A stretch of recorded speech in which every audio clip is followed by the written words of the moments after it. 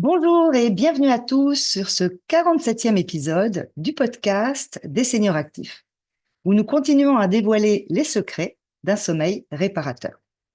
Après avoir exploré des chiffres clés et l'importance de la vitamine D, nous allons plonger aujourd'hui dans notre assiette et voir le rôle crucial de certains acteurs qui sont trop méconnus. Les neurotransmetteurs, avec un focus particulier pour le sommeil avec la sérotonine.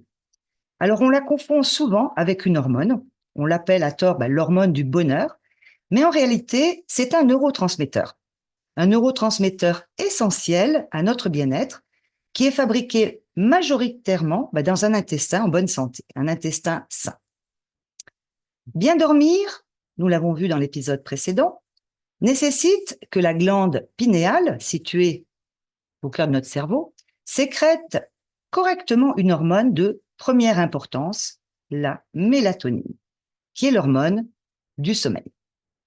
Eh bien, la sérotonine, c'est le précurseur de la mélatonine. Alors, pour faire simple et pour pas rentrer dans des réactions compliquées, alors la sérotonine, elle est synthétisée à partir d'un acide aminé, le tryptophane. Alors, le corps ne sait pas fabriquer ce tryptophane et il doit être apporté par l'alimentation. Alors, le tryptophane va être transformé en sérotonine et cette sérotonine va être transformée en mélatonine. Et pour que toutes ces réactions biochimiques se fassent au mieux, eh bien, il faut que nos jauges en fer, en magnésium, en vitamines B6 et B9, elles soient bien remplies. Alors, bien manger pour bien dormir, voilà notre mantra du jour. Notre horloge biologique et la qualité de notre sommeil sont directement influencées par ce que nous mettons dans nos assiettes. Mais pas simplement dans les assiettes du soir, les assiettes du petit déjeuner, du déjeuner et au dîner. Pour bien démarrer la journée, rien de tel qu'une protéine au petit déjeuner. Et attention aux mauvais sucres qui peuvent induire une somnolence matinale. Notre corps n'a pas besoin de sucre le matin. Et si vous voulez connaître les bons sucres pour les privilégier, je vous invite à écouter l'épisode sur les bons sucres. La bonne pioche du petit déjeuner, un œuf, du fromage, du jambon, du bacon, qui sont riches en tyrosine. Cet acide aminé va se transformer en dopamine, qui est un neurotransmetteur, le neurotransmetteur qui nous permet de bien nous réveiller le matin. Au déjeuner, optez pour des protéines animales et des légumes. Évitez les desserts trop sucrés. On peut même éviter complètement le dessert. Le corps n'a pas besoin de sucre à la fin d'un repas. Pourquoi éviter les desserts trop sucrés? Pour ne pas sombrer dans la somnolence de l'après-midi. La bonne pioche, une viande ou un poisson, des crustacés, des abats, des œufs associés à des légumes. Le soir, entre 18h et 20h, privilégiez un repas léger et non alcoolisé pour ne pas perturber votre sommeil. Alors, on évitera le soir les viandes rouges, stimulantes, et les aliments qui sont trop gras, qui vont entraîner une fragmentation du sommeil.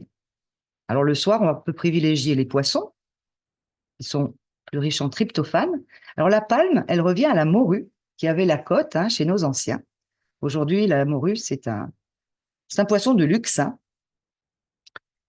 L'œuf, riche en tryptophane, est aussi une bonne pioche au repas du soir. Alors, je vous invite vraiment à écouter ou réécouter l'épisode sur l'œuf, qui est une manne nutritionnelle qui est diabolisée à tort. N'oubliez pas les aliments riches en magnésium. Pourquoi? Parce que le magnésium va contribuer à faciliter l'assimilation du tryptophane. Là, je vous invite aussi à revoir l'épisode Plein feu sur le magnésium. Le magnésium, on le trouve où? Eh bien, entre autres, dans les légumes verts, qui sont riches aussi en vitamine B9, rappelez-vous les jauges. Alors, les légumes verts, le brocoli, l'épinard, le poivron, la laitue, les haricots verts, les courgettes. Le magnésium aussi dans les céréales, mais complètes, pâtes et riz complets. Les légumineuses, lentilles, pois chiches, les fèves aussi. Une bonne occasion de mettre les soupes de légumes à l'honneur le soir. Pensez aussi le soir au couscous végétarien. Et puis, bien sûr, le soir, les fruits de mer, les crevettes, les moules, une manne nutritionnelle.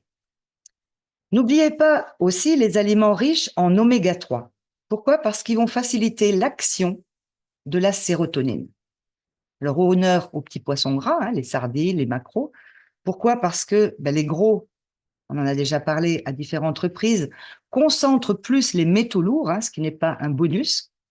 Je vous invite là aussi à écouter ou réécouter l'épisode sur la sardine. Vous voyez, la clé du sommeil, c'est déjà dans l'assiette qu'il faut la chercher. Ne ratez pas notre prochain épisode le 2 janvier où nous conclurons notre série sur le sommeil avec des conseils d'hygiène de vie très simples à adopter. Je vous invite à partager vos expériences et vos astuces sur le sommeil et n'hésitez pas à commenter l'épisode. La question qui m'est parvenue sur Facebook, comment expliquer les réveils nocturnes? Alors, je ne vais pas rentrer dans les détails. Entre 23h et 1h du matin, cela peut être le signe d'un dysfonctionnement de la vésicule biliaire. Entre 1h et 3h du matin, ça peut être le signe d'une déshydratation. Alors, on pense l'été à boire, mais pensez l'hiver à boire, on se déshydrate énormément avec les chauffages. Entre 1h et 3h du matin, ça peut être aussi un besoin de détox, parce que dans ce créneau horaire, c'est la tranche pendant laquelle le foie est en suractivité. Ça peut être aussi dû à trop de stress ou des repas trop tardifs, ou aussi on peut dire d'une surexposition aux écrans avant d'aller au lit. On préférera le livre la nuit, le soir. Entre 3h et 5h, c'est l'heure des poumons. Alors, ça peut signifier un manque d'oxygénation. Alors, on profitera de notre temps libre pour se balader en forêt ou en bord de mer. Entre 5h et 7h du matin, c'est le gros intestin qui travaille. Alors, ça peut indiquer un problème digestif occasionné par une alimentation trop riche, trop grasse, trop sucrée, ou au contraire trop pauvre, ou bien des troubles liés au syndrome du côlon irritable, comme la constipation. Je vous parlais tout à l'heure du tryptophane fabriqué dans un intestin sain. C'est entre autres, les problèmes de constipation peuvent altérer énormément le sommeil. En attendant de vous lire, je vous donne rendez-vous le 19 décembre pour notre prochain épisode. J'aurai le plaisir d'accueillir Fabienne Bélanger, qui va nous faire, on peut le dire, changer de dimension sur le thème de la connexion avec les défunts. À très vite et prenez soin de vous.